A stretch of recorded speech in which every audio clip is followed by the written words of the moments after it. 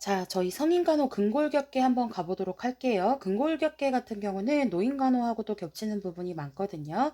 그래서 나중에 이제 노인간호와 겹치는 부분들을 이 성인간호에서 같이 보시면 좋을 것 같아요.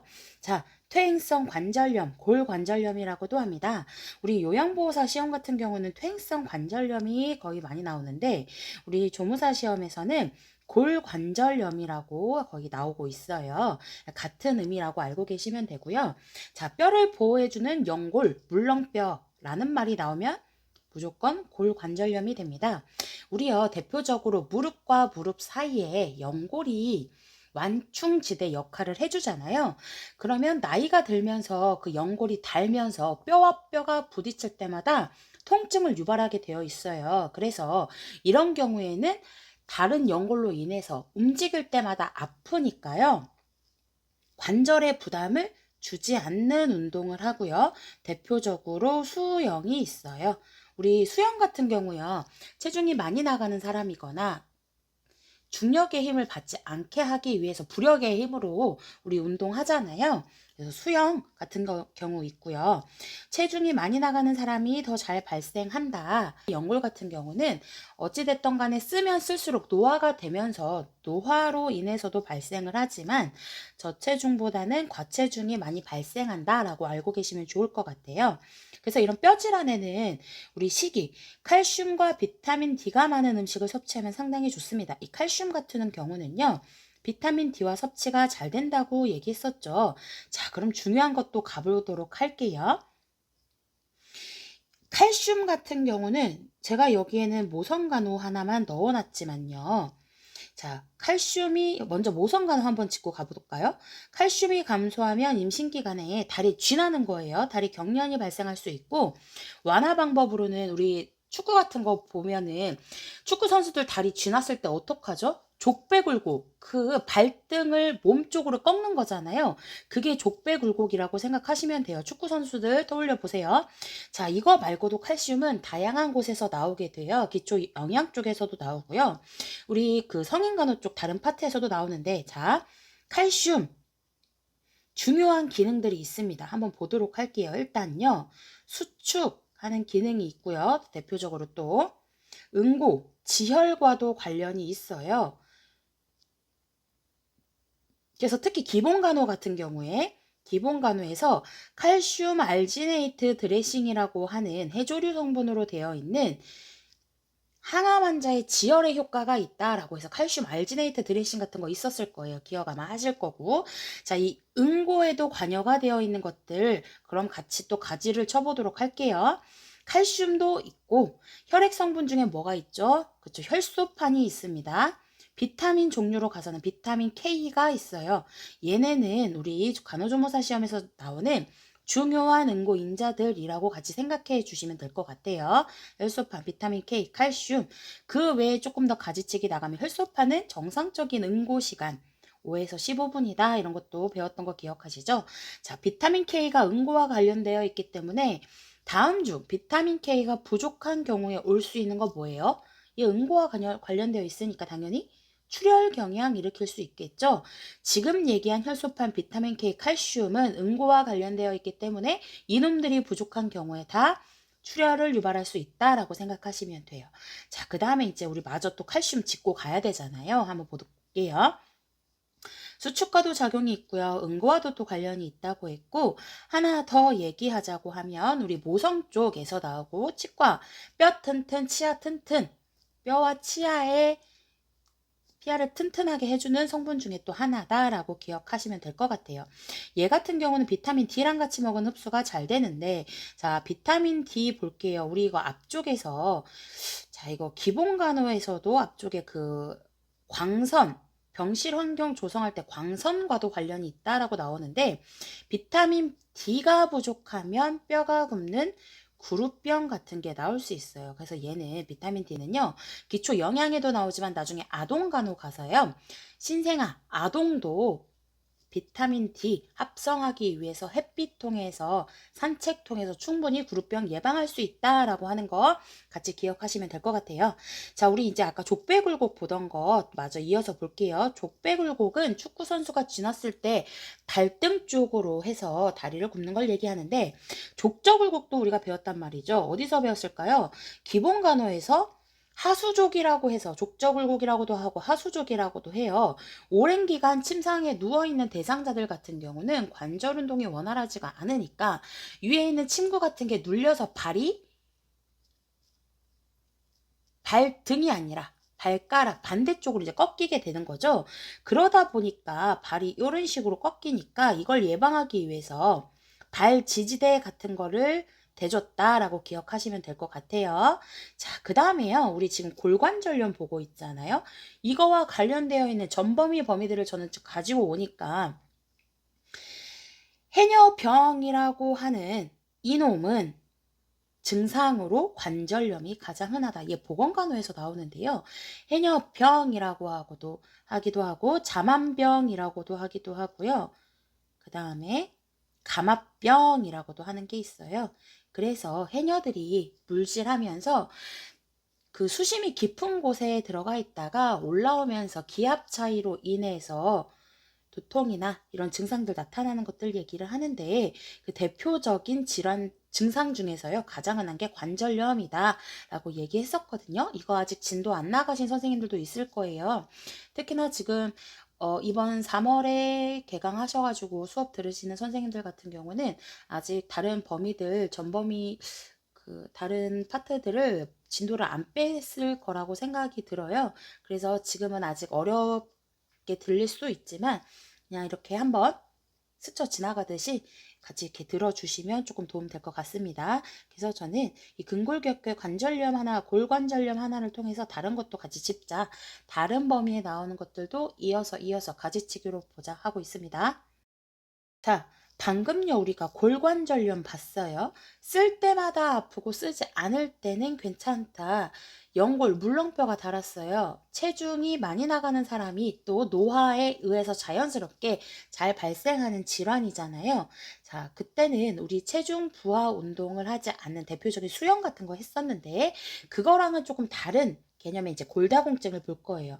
뼈에 구멍이 많이 생겼어요. 마치 스펀지 모양처럼 되어 있습니다. 골밀도가 낮아진 상태를 얘기를 하거든요. 자, 그럼요. 이거 이제 들어가기 전에 골밀도가 낮아졌다, 이런 거 골밀도 검사할 수 있어요. 기본 간호에서 우리 이런 골밀도 검사를 금식이 필요한 검사에 포함을 시켰나요? 시키지 않았나요? 그렇죠. 이거 금식이 포함되지 않은 검사예요. 금식 필요 없는 검사거든요. 그래서 기본 간호에서요, 복수천자나 엑스레이나 심전도나 요런 그 골밀도 검사 같은 경우는 금식이 필요 없는 검사다라고 같이 기억해 주시고, 자, 금식의 의학 용어가 뭐죠? PO, MPO 이런 것들 같이 볼게요. 자, 그래서 이 골다공증 같은 경우는 말 그대로 골에 구멍이 나 있는 거예요. 구멍 송송, 골밀도가 낮아졌다, 뼈세포가 감소했다라고 기억하시면 되는데, 특히 이 골다공증은 여자들이 더 잘 걸립니다. 왜요? 폐경기에 여성 호르몬이 결핍이 되면서 여성 호르몬이 감소하게 되면서 그 이후에 여성들이 더 잘 걸리게 되는데요. 여성 호르몬이랑 관련이 있어요. 중요한 에스트로겐. 결핍되어 있으니까 호르몬 치료할 수 있습니다. 주사 투여할 수 있어요. 자, 아까 전에 골관절염은 체중이 많이 나가는 사람이 더 호발해요. 반면에 골다공증 같은 경우는 저체중이 더 잘 호발한다라고 생각하시면 되고요. 뼈에 구멍이 송송송송 나 있기 때문에 내 체중으로 눌러주자, 체중 부하 운동을 해서 이 구멍 난 걸 메꿔주다라고 생각하시면 돼요. 그래서 관절에 부담을 주는 운동한다, 체중 부하 운동한다 라고 같이 암기해 주세요. 다시 한번 정리하면, 골관절염은 체중 부하 운동 안 한다, 골다공증은 체중 부하 운동 한다 라고 같이 기억해 주세요. 다음에 이제 이어서 같이 좀 연결되는 것들 우리 한번 또 보도록 할 건데요.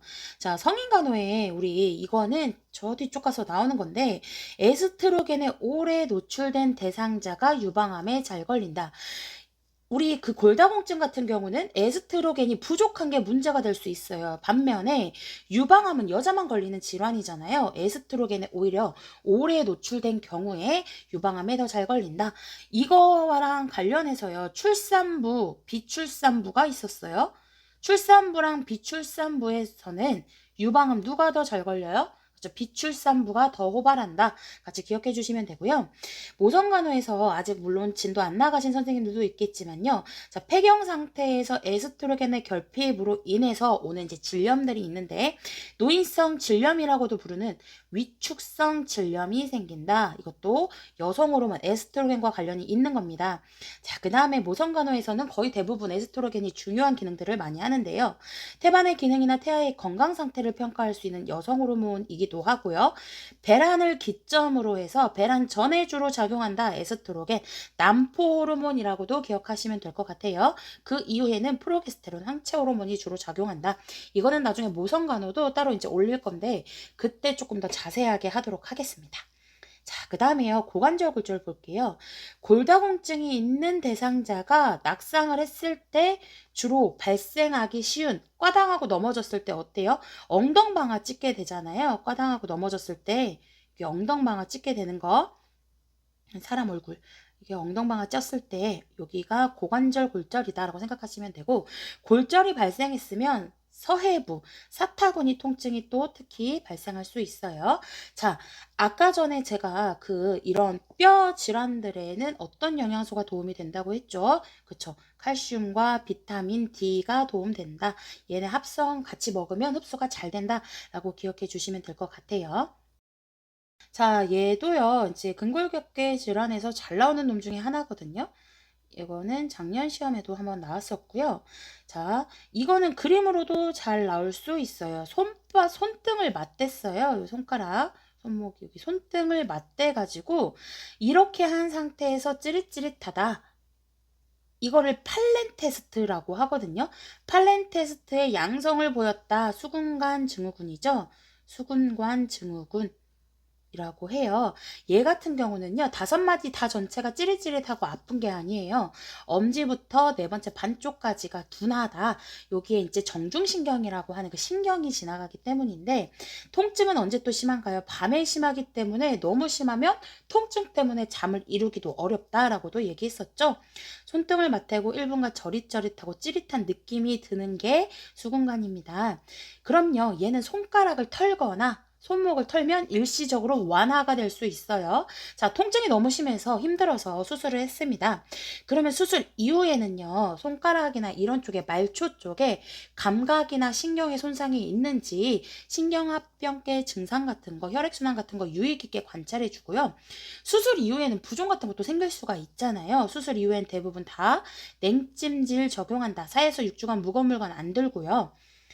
그래서 꼭 기억해 줄 거는 팔렌 테스트의 양성을 보이는 거, 수근관 증후군. 자, 여기엔 제가 넣지는 않았지만요. 우리 팔꿈치 외측 상가염, 내측 상가염 이게 있었어요. 그래서 저는 원래 여긴 넣진 않았지만 외측 상가염 하나만 보자고 제대로 암기를 하자고 하면 외측에 통증이 있어요. 이런 거 테니스 엘보라고 하거든요. 테니스 후려 치는 거, 공 치는 거 얘기하는데 저는 이거를 자 테니스 공을 쳤어요. 테니스 공 왜 안 줘? 라고 해서 외측에 통증이 있다. 그거를 완화시키기 위해서 스트레칭을 안쪽으로 한다. 손목을 안쪽으로 구부린다 라고 같이 기억해 주시면 될 것 같아요. 이거는 넘어갈게요. 자, 이제 마지막으로 요통 볼 건데요. 요통 같은 경우는 평생 동안 우리 80%의 사람들이 경험하고 근로자의 50%가 경험한다. 요통이 심하면 대퇴부로 통증이 전달되는 방사통이 느껴질 수 있다라고 얘기했죠. 방사통. 허리가 아플 때 대퇴부가 저리거나 경추가 아플 때 팔이 저린 것들 얘기할 수가 있습니다. 자, 그럼요. 허리와 관련된 거, 요통과 관련된 거, 그 외의 파트에서 또 중요한 것들이 있어요. 중요하니까 제가 가지치기로 나가는 거거든요. 자, 모성간호에서 에스트로겐 그 여성 호르몬의 영향으로 근섬유들이 증가하면서 자궁도 커지고 허리가 쏙 들어가는 요추망곡으로 인해서 요통이 발생한다라고도 얘기했었죠. 자, 다음 중 이건 모성간호 쪽 파트예요. 다음 중 산모에게서 요추만곡으로 인해 발생하는 통증, 당연히 요통. 다음 중 또 요통을 발생시키는 이유, 산모의 요추만곡이라고 같이 기억해 주시면 될 것 같아요. 우리나라도 삼면이 바다인데 많이 쏙 들어갔다 이 얘기거든요. 이거 같이 기억해 주시면 조금 더 암기하기 편하실 거예요. 자, 기초해부 요추 몇 개예요, 우리? 제가 경추, 흉추, 요추 해서 경흉요 해서 7 더하기 5, 12 이렇게 간다. 외우기 쉽게. 요추는 5개입니다. 5개. 그 다음에 기본관회에서 허리에서 뽑아내는 요추천자가 있었어요. 요추는 5개인데 몇 번째에서 뽑아요? 5, 4, 3으로 볼게요. 그래서 세 번째와 네 번째 사이에서 뽑는다. 5, 4, 3. 이거 뽑아낸 검체액이 뭐였죠? 그쵸? 뇌척수액. 자, 그럼 또 가지치기 가볼게요. 그 뇌척수액은 어디에 흐를까요? 지주막 하강에 흐른다. 그 다음에요. 이 요추천자를 시행할 때 자세가 있어요. 요추가 잘 보여야 되니까 새우처럼 등이 잘 보이게 구부려요. 새우등 자세라고도 얘기했고, 그 뽑아낸 요추천자액은 어디 보관? 그쵸? 실온 보관한다. 자, 그 다음에요. 하고 나서 요추천자를 시행한 이후의 자세 같은 건 뭐였죠? 그쵸? 앙화위라고 했습니다. 그리고요, 두통이나 어지러움 호소할 수 있어서 진통제도 들어갈 수 있다라고 했었습니다. 그래서 근골격계 우리 퇴행성 관절염, 이렇게 골관절염, 골다공증, 수근관, 요통까지 짚어봤고요. 그 외에 중요한 파트들 가지치기로 해서 같이 진행해 봤습니다. 오늘은 여기까지 할게요.